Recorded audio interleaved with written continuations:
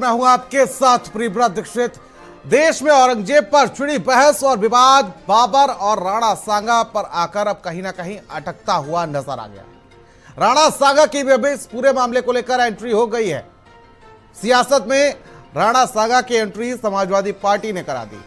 सपा के राज्यसभा सदस्य रामजीलाल सुमन ने राणा सांगा पर विवादित टिप्पणी की। उन्होंने सांगा द्वारा बाबर को इब्राहिम लोदी पर हमले के लिए बुलाने की बात कही। विवादित बयान से सुमन तो घिर ही गए हैं, उनके बयान पर अब बहस भी छिड़ गई है।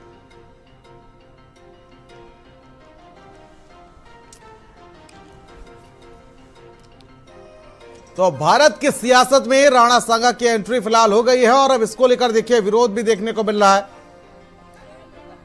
समाजवादी पार्टी की तरफ से गद्दार बताया गया। बाबर का डीएनए मुसलमान में है। हिंदुस्तान का मुसलमान तो बाबर को अपना आदर्श मानता नहीं है, वो तो मोहम्मद साहब को अपना आदर्श मानता है, सूफी संतों की परंपरा को अपना आदर्श मानता है। लेकिन सभापति महोदय, मैं जानना चाहूंगा कि बाबर को लाया कौन? बाबर को इब्राहिम लोदी को हराने के लिए राणा सांगा लाया था। तो मुसलमान तो बाबर की औलाद हैं और तुम गद्दार राणा सांगा की औलाद हो, ये हिंदुस्तान में तय हो जाना चाहिए। अगर बाबर की तो आलोचना करते हैं, राणा सांगा की आलोचना नहीं करते। सभापति महोदय, ये बहुत सभापति महोदय, ये देश की एकता आप अनुभवी आदमी है, बातचीत में संसदीय मर्यादाओं का ध्यान रखें, संसदीय मर्यादाओं का ध्यान रखें। रामजीलाल सुमन जी ने क्या कहा, क्योंकि इतिहास के पन्ने सब पलट रहे हैं। बीजेपी के सोचिए क्या इतिहास का पन्ना पलट रहे हैं। बीजेपी के लोग किस बात पे बहस कर रहे हैं? उनके बड़े बड़े नेता जिन्होंने संविधान की शपथ ली, वो किस बात की बहस छेड़ना चाहते हैं? औरंगजेब की बहस छेड़ना चाहते हैं। तो अगर रामजीलाल सुमन जी ने भी इतिहास का कोई पन्ना पलट दिया, जिस पन्ने में अगर इस तरह की भाव लिखा होगा, 200 साल पहले 100 साल पहले हम लोगों ने तो इतिहास लिखा नहीं। इतिहास किसने लिखा है? इसलिए भारतीय जनता पार्टी से पूरे उत्तर प्रदेश की हमारी समाजवादी पार्टी की तरफ से निवेदन है कि इतिहास के पन्ने ना पलटें, क्योंकि इतिहास के पन्ने अगर पलटे जाएंगे तो लोग ये भी याद करेंगे कि छत्रपति शिवाजी महाराज जब उनका तिलक होना था तो किसी ने उनका तिलक नहीं किया और हाथ से तिलक नहीं किया गया। सुनने में आ रहा है कि पैर के बाएं अंगूठे से उनका तिलक किया गया था। क्या भारतीय जनता पार्टी इस बात की निंदा करेगी? आज समाजवादी पार्टी से राज्यसभा सांसद रामजीलाल सुमन के सदन में बयान दिए जाने के बाद देश की राजनीति गर्मा गई है। खुद रामजीलाल सुमन हमारे साथ मौजूद हैं, उनसे ही जानेंगे कि आखिर किस तरह का ये बयान था और आज जो राजनीति गर्मा रही है उस पर उनका क्या कहना है। हमने कहा यहाँ तक हिंदुस्तान का मुसलमान है, हिंदुस्तान का मुसलमान बाबर को अपना आदर्श नहीं मानता, वो मोहम्मद साहब को अपना आदर्श मानता है, सूफी संतों की परंपरा को के अनुसार अपना जीवन चलाता है। और जहाँ तक बाबर का सवाल है, बाबर अपने आप हिंदुस्तान में नहीं लाया। इब्राहिम लोदी को हराने के लिए राणा सांगा ने बाबर को आमंत्रित किया था। जिस बात को कोई ठोस ठेस पहुंचे, मैं किसी धर्म को मानूं या न मानूं, लेकिन दूसरे धर्म के मानने वालों को तकलीफ देने का मेरा कोई अधिकार नहीं है। मेरा बयान न तो किसी जाति के खिलाफ है न किसी धर्म के खिलाफ है। मैं सभी जातियों धर्मों में समन्वय चाहता हूँ और मेरा इरादा किसी की भावना को ठेस पहुँचना नहीं। लेकिन जो सदन में बयान दिया गया आपका, उसमें गद्दार शब्द का इस्तेमाल हुआ है, आप मानते हैं? मैं समझता हूँ राज्यसभा के सभापति को पूरा अधिकार है सदन संचालन के लिए। अगर उनको लगता है कि मैंने कहीं आपत्तिजनक कोई बात कही है तो उसे सदन से निकाल दो। आगरा से राज यादव, भारत समाचार। समाजवादी पार्टी ने फिर से अपना असली चेहरा और रूप दिखा दिया है। जिस प्रकार से उन्होंने हिंदुओं को गद्दार की औलाद और गद्दार की श्रेणी में वीर देश के सपूत राणा सांगा को बदनाम करने का, उनके नाम को धूमिल करने का दुस्साहस किया है, ये केवल राजस्थान का राजपूत समाज का ये अपमान नहीं बल्कि हर एक हिंदू का अपमान है और सभी राष्ट्रवादी भारतीयों का अपमान है। जो वीर सपूत मुगलों और आक्रांताओं के खिलाफ लगातार लड़ता रहा, वो समाजवादी पार्टी के लिए गद्दार है और औरंगजेब की कब्र पर जाकर ये लोग सजदा करने वाले लोग हैं। ये वो लोग हैं जो मठाधीश को माफिया बोलते हैं। ये वो लोग हैं जो महाकुंभ को जिस प्रकार से अनेकों गालियां बकते हैं। आज इनकी हिंदू विरोधी, सनातन विरोधी, देश के राजपूत समाज विरोधी, राजस्थान विरोधी मानसिकता को दर्शाने का काम इनके सांसद ने किया है। अखिलेश यादव जी बताए कि क्या कार्रवाई की जाएगी इस सांसद पर और माफी मांगे सर्वस्व समाज से। तो रामजी लाल सुमन इसने कहा हिंदुओं को गद्दार, तो जो भी इसकी जीभ काट के लेके आएगा मैं उसको 1 लाख रुपए इनाम देंगे। ये पैसे दिखा दे, जो भी हिंदू भाई लेके आएगा मैं उसको 1 लाख रुपए इनाम देंगे। 24 घंटे के अंदर लेके आए, तुरंत पैसे लेके जाए और अपना वो DNA टेस्ट खुद करा के देखे जो हम हिंदुओं को गद्दार कहता है।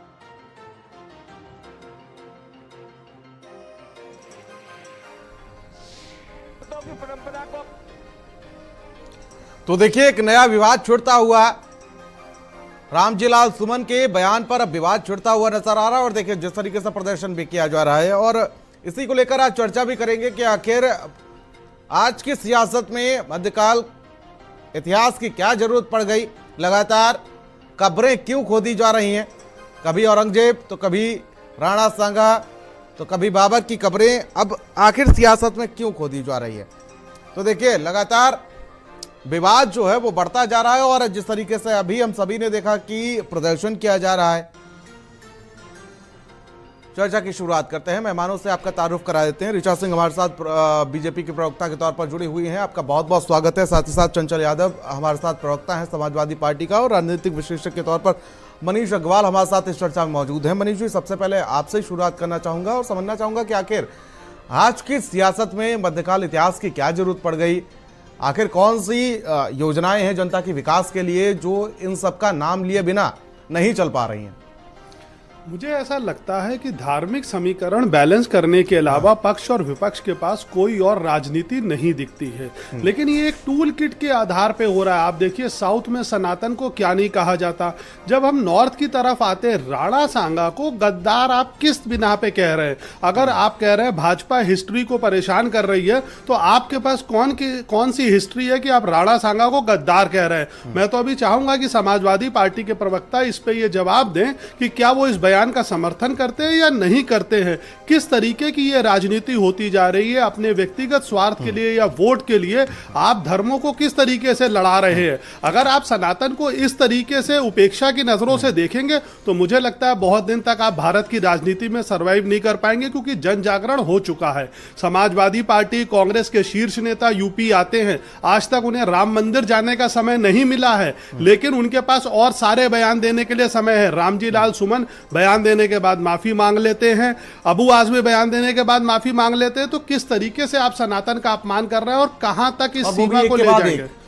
एक के बाद एक नहीं, ये टूल किट है। आप देखिएगा कुछ दिन बाद ऐसे बयान और आएंगे, ऐसे बयान एक सीक्वेंस में आते रहेंगे और इस तरीके की राजनीति को ये हवा देते रहते हैं। लेकिन इन्हें ये डिसाइड करना पड़ेगा कि ये कहां पर जाके रुके। ठीक है, चंचल यादव जी।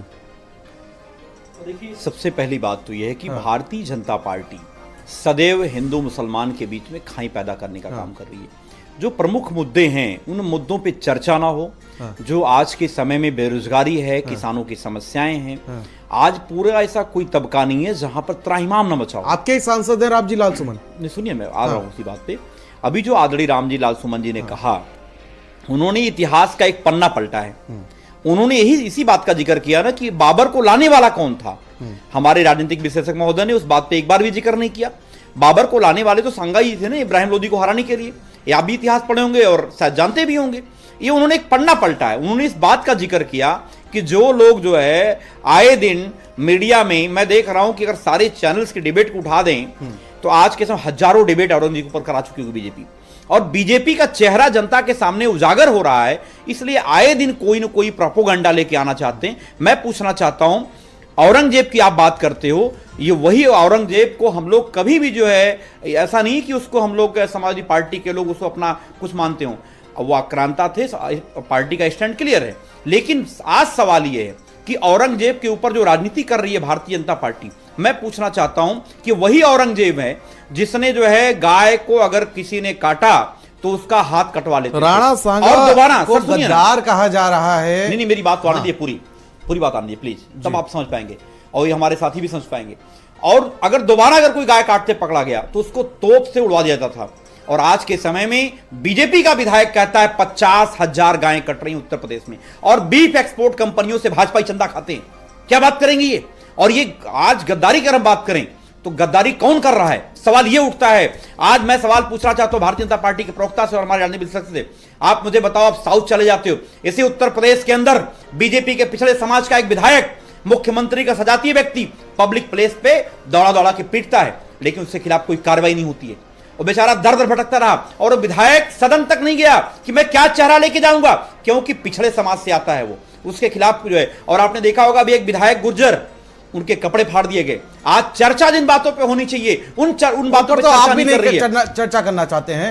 नहीं, आप चर्चा भी तो राणा करना सांगा चाहते को लेकर दौड़ पड़े। भाई राणा सांगा को लेकर दौड़ने की बात नहीं है, सही बात बताने की बात है। अच्छा मुझे एक बात बताइए, आप, मेरा सवाल एक छोटा सा है। हाँ। आप मुझे बताइए, जिन जय सिंह के नाम पे शहर का नाम है, जो परिवार अंग्रेजों के साथ, अरे औरंगजेब के साथ मिलकर के शिवाजी महाराज को बंदी बनाया, उनको जेल तक पहुंचाने का काम किया, कारागार तक पहुंचाने का काम किया, आज उसी के परिवार को आपने डिप्टी सीएम बना रखा है और आप कह रहे हो कि चलिए ऋचा जी को एक बार चर्चा में ले लेते हैं। आप मुझे बताइए ना, ठीक है ये ऋचा कौन जी सा को चेहरा चर्चा में आपका ले- है? ठीक है ऋचा जी। नहीं, देखिए, समाजवादी पार्टी, चाहे वो राणा सांगा जी का अपमान हो, हाँ। चाहे इस देश के वीर सपूतों का अपमान हो, चाहे इस देश के वीरों का अपमान हो जो शहादत देते हैं, सबका जो है क्रमबद्ध तरीके से अपमान करने का इतिहास समाजवादी पार्टी का रहा है। और विदेशी आक्रांताओं का महिमा मंडन ही ये नहीं करते हैं, बल्कि विदेशी आक्रांताओं को, चाहे वो औरंगजेब हो, अलाउद्दीन खिलजी हो, उसको समाजवादी पार्टी अपना आदर्श भी मानती है। ये आप समाजवादी पार्टी के चाल चरित्र और चेहरे को देखकर जान सकते हैं। औरंगजेब ने अपने पिता के साथ क्या व्यवहार किया था, आपको ये इतिहास के पन्नों में दर्ज है, पढ़ने को मिल जाएगा समाजवादी पार्टी के प्रवक्ता को। और ठीक वही व्यवहार समाजवादी पार्टी के राष्ट्रीय अध्यक्ष के द्वारा अपने पिता के साथ किया गया। अलाउद्दीन खिलजी ने अपने चाचा के साथ क्या व्यवहार किया, सत्ता को हथियाने के लिए उसकी हत्या कर दी, ठीक उसी तरीके का व्यवहार चाचा को दगा देने का समाजवादी पार्टी का मिल जाएगा। तो समाजवादी पार्टी लगातार आक्रांताओं का महिमा मंडन करती है। मुगलों के इतिहास से ये लोग प्रेरणा लेते हैं, और मुगलों के इतिहास से प्रेरणा लेने का ही कारण है कि ये जो दलितों के साथ और महिलाओं के साथ भी व्यवहार करते हैं, वो व्यवहार की प्रेरणा भी समाजवादी पार्टी को मुगल आक्रांताओं से ही मिलती है। और यही कारण है कि इस उत्तर प्रदेश में पहली दलित महिला मुख्यमंत्री के साथ गेस्ट हाउस में घुसकर किस तरीके का दुर्व्यवहार, उसके कपड़े फाड़ने से लेकर, केवल ये भनक लग गई थी कि सत्ता हाथ से चली जाएगी तो बहन कुमारी मायावती के साथ किस तरीके का दुर्व्यवहार समाजवादी पार्टी ने किया था, इसको इतिहास भूला नहीं है। ये पीडीए की बात करते हैं, जब इनको वोट मांगना होता है तो इनको पीडीए याद आता है, लेकिन ये महिमा मंडन करते हैं औरंगजेब का, बाबर का, और सालार गाजी के नाम पर मेला लगाना चाहते हैं। वही सालार गाजी जो आक्रांताओं के रूप में इस देश में दर्ज है। और जिस इतिहास की बात कर रहे हैं, अभी समाजवादी पार्टी के प्रवक्ता ने कहा इतिहास के पन्ने पलटे जाएंगे। अरे आपको बाबरनामा के सिवा कोई इतिहास समझ में नहीं आता है। आप सारी चीजों को कोट करने के लिए सिर्फ बाबरनामा का सहारा लेते हैं, और इतिहास गवाह है कि बाबरनामा मुगलों का महिमा मंडन करने के लिए लिखी गई। आप बाबरनामा से अपनी प्रेरणा लेते हैं, बाबरनामा को इतिहास। अरे ये बता दो, गायें कट रही है, उसके बारे में क्या बोलोगे आप? चाहते हो, देखिए बीच में मत, मैंने कुछ सवाल पूछे थे, बीच में मत और पता है आप जैसे लोगों के बारे में पता है, आप इतना पर्सनलाइज होकर के सवाल, आप इतना पर्सनलाइज हो रही हैं, आप श्रद्धेय नेताजी के बारे में टिप्पणी कर रही हैं। ऋचा जी, आप उसी पार्टी के दरवाजे पे खड़ी रहती थी कि हमें विधानसभा टिकट चाहिए, और आप जैसे लोगों को समझने का काम किया राष्ट्रीय अध्यक्ष ने, और आप जैसे गद्दारों को सबक सिखाने का काम किया। व्यक्तिगत नहीं, व्यक्तिगत नहीं, ये वही है जो बाहर खड़ी रहती है। ठीक है भैया, राजनीति में हर आदमी टिकट के लिए आता है। समाजवादी लोगों ने, अरे राजनीति में समाज सेवा के लिए कौन आता है? ठीक है व्यक्तिगत नहीं, ठीक है अपने पहले अपने व्यक्तिगत नहीं।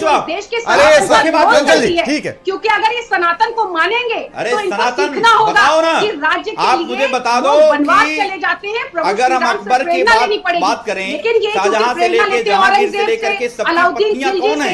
इसीलिए मुलायम सिंह यादव ने, मुलायम सिंह यादव जी के साथ किस तरीके का दुर्व्यवहार जिस किया गया तरीके से आप लोगों ने जो है 2012 देश से की सत्ता 17 पाने के के कार्यकाल लिए, में देश में राज करने के लिए देश गुलाम करने वाले कौन लोग हैं? आप ही लोग हैं, पढ़िए अपने बारे में। हिंदुओं का अपमान करते करते आज समाजवादी पार्टी की ये हालत हो हिंदुओं चुकी का है अपमान कि तकरीबन मजहबी 20 राज्यों तुष्टीकरण तक में सीमित हो 20 चुके राज्यों हैं। में राजनीतिक ऐसे हैं रूप से जहां पे ये आप केवल लोग गाय के जातीय नाम पे घृणा राजनीति फैलाने करते तक हो। सीमित हो चुके उत्तर हैं। प्रदेश और सपा जनता सरकार में इनको कौन से लगातार- बंद हो गए थे ये जहां पर जनता गाय इनको कटती है? लगातार परिणाम दे रही है समाजवादी और पार्टी की बहुत जल्दी सरकार थी। समाजवादी पार्टी बताइए और जरा। मुझे एक समाजवादी बात पार्टी बताइए। बन जाएगी। एक इनको बात बाबा मुझे साहब बताइए। आप गाय का मुद्दा लेकर बीजेपी बैठ जाते हैं। नजर नहीं आता है। मैं गाय बता का मुद्दा आप लेकर बैठ जाते हैं कि आपकी सरकार में रोक लगी हुई थी। नजर नहीं आता मैं है। बता देता क्या हूं। खंते बनते हैं आपकी इनको सरकार आदर्श में? नजर आता है। औरंगजेब शांत में, करें, बताता हूं। अलाउद्दीन ऋचा जी, खिलजी में, आपने सवाल पूछा, सालार बहुत गाजी वाजिब में, सवाल पूछे। हुमायूं में और मैं बाबर आपका में धन्यवाद तो करता हूं, आपकी कम से कम इन मानसिकता भाजपाइयों स्पष्ट हो भाजपाइयों चुकी का है। ठीक है, यही ठीक है, समाजवादी ठीक है, ऋचा पार्टी जी। की मानसिकता है आते भारत हैं, जी। ठीक है। हाँ, मैं बताइए। आपसे पूछना चाहता हूं, समाजवादी पार्टी के समय में बीफ एक्सपोर्ट आप देख लो और आज के समय में बीफ एक्सपोर्ट देख लो यूपी से। आपकी सरकार एक- में खंते बंद नहीं थे क्या? मेरा छोटा सवाल। अरे भाई, मैं बात तो आने दो। ये वही पार्टी है जिनके पार्टी के किरण रिजिजू मंत्री हैं, वो कहते हैं गाय का मांस एक स्वादिष्ट भोजन है। ये कहते हैं इन्हीं की पार्टी में, इन्हीं की पार्टी के लोग जब गोवा जाते हैं, इन्हीं के पार्टी के अरुणाचल प्रदेश जाते हैं तो गाय को बीफ को जो है वो स्वादिष्ट भोजन बोलते हैं। और उत्तर प्रदेश में आते हैं तो इनका दोहरा चेहरा है। यही दोहरा चेहरा इनका आप जो जनता के सामने जनता जान चुकी है। इसीलिए औरंगजेब को लेकर आते हैं, इसीलिए जो है लोगों को लेकर आते हैं। लेकिन मैं सवाल पूछना चाहता हूँ, ये बताओ औरंगजेब की अरे सवाल पूछने के लिए मैं बैठा हूँ सर, मैं बैठा हूँ। अरे मैं बैठा हूँ। पूछ सकता क्या सवाल? आज कम से कम जानवर आप मैं नहीं पूछ सकता क्या? इनसे पूछिए ना। ये जानवरों की बात करी, 50,000 गायें कट रही हैं, इनकी हिम्मत नहीं है बोलने में। अगले दिन प्रस्ताव पर से हटा दी जाएंगी, फिर यहाँ पे जहां दर दर भटकना पड़ेगा इनको, मुझे मालूम है। लेकिन चूंकि ये बता नहीं पाएंगे। अरे आप बताइए ना मुझे। अरे ठीक है, राणा सांगा पर चलिए वापस आते हैं। इस तरीके से बयान दिया गया, क्या वो बयान का समर्थन करते हैं आप? क्या ठीक है, ठीक है, ठीक है। राणा सांगा को लेकर इस तरीके से बयान दिया गया, क्या उसका समर्थन करते हैं? फिर आप रोष भी जलिए जो जनता में है। देखिए, ऑलरेडी रामजीलाल सुमन जी ने जो बातें कही, उन्होंने, मैंने कहा कि इतिहास के एक पन्ने को पलटा उन्होंने इस बात का जिक्र किया, उन्होंने इस बात का जिक्र किया कि राणा, आप मुझे बताओ ना ऋचा जी, इलाहाबाद विश्वविद्यालय की पढ़ी है ना, आप मुझे बता दो, आप मुझे बता दो कि राणा सांगा जी ने ही बाबर को लेके आया, कौन लेके आया था? इब्राहिम लोदी को हराने के लिए कौन लेके आया? क्या बात करोगी आप? बाबरनामा में इस चीज का जिक्र किया गया है। अरे बाबरनामा नहीं, केसी श्रीवास्तव और भी कई सारी पुस्तकें पढ़ लो आप, कई सारी और पुस्तकें पढ़ लो, आपको मालूम हो जाएगा। ये बताओ ना, आप मुझे बताओ, राजा जयसिंह के युद्ध के बाद, राजा जयसिंह, मान सिंह, ये कौन लोग थे? जिसपे आप सजदा करने जाते हैं। अरे सजदा तो आप कर रहे हैं, बिरयानी खाने चले जाते हैं अरे भाई पर्सनल नहीं। और सुनिए ना, आप मुझे बताओ, पाकिस्तान जिन्ना की मजार पे मत्था टेकने कौन गया? क्या बात करोगे आप? यही दोहरा चेहरा भाजपाइयों का है। अगर हिम्मत है तो कार्रवाई करो। मैंने कहा पिछले समाज में विधायक पीटा गया, कोई कार्रवाई नहीं हुई। पहुंच गया, समझ गया। माफिया मुख्तार अंसारी की कब्र पर सजदा करने के लिए परेशान। अरे हिम्मत है तो 10 अपराधियों के नाम लेके भेजो। पहुंच भी गए। हिम्मत है तो ब्रजेश सिंह का नाम लेके देखो अभी।